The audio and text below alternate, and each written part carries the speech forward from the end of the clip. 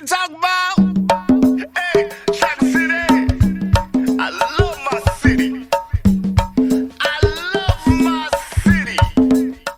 We could not, with all the conversations that we've had today, what's happening in the election, what the polls say, we could not have this conversation without talking about the fact that we are on the campus of Howard University and what that means in this election. And I could not think of anybody else to come on and talk about that other than Howard University Associate Professor of Africana Studies and Adjunct Faculty School of Law, Dr.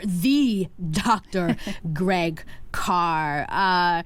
Dr. Greg Carr, just put this day into perspective when we're talking about HBCUs and this experience and this time that we're in.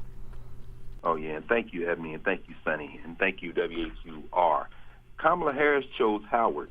She didn't choose Stanford. Her father, Donald Harris, who lives in the district still, was a professor of economics for many years at Stanford. Her sister, Maya, went to Stanford.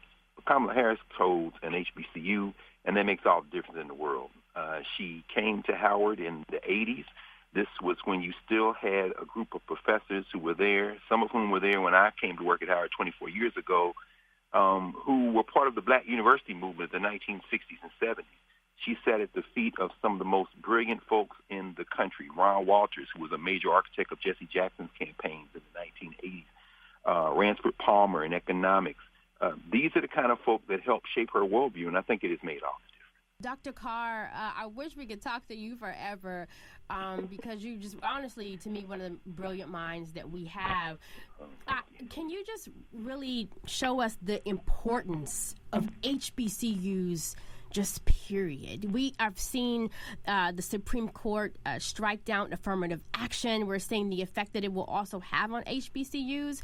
But in this American experience, talk about the importance of HBCUs.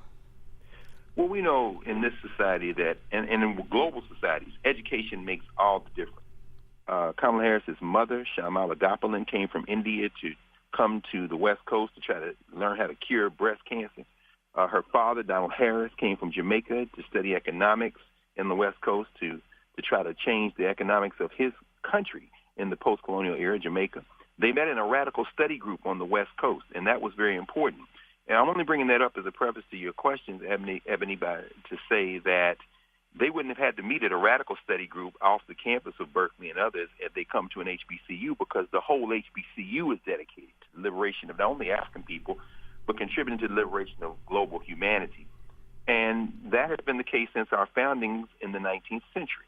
But what you really see during the period that Kamala Harris was here, and what you see today, is that HBCUs are grounded in a cultural logic and a set of political commitments that transcend any form of difference between them, and that have us collectively very different than white schools. And as a result, what you see is folk come here to solve human problems through black lenses. It was HBCUs that led the fight that killed Jim Crow, Charlie Houston at the Howard School of Law, Pauline Murray at the Howard School of Law. It was black doctors and black dentists trained out of HBCUs that spread around the world and helped connect to the black schools outside of the United States that helped deal with problem solving in the sciences and medicine. Black social workers that transformed the lives of black folk in this country who came out of HBCUs and so forth. So there's really no limit to us discussing the importance of HBCUs. And, of course, politically for students, you don't get a better education on how to knife fight in politics than by going to an HBCU. What we're seeing in the Harris campaign has HBCU political campaign fingerprints all over it. I love it. I love it. Dr. Greg Carr, the Dr.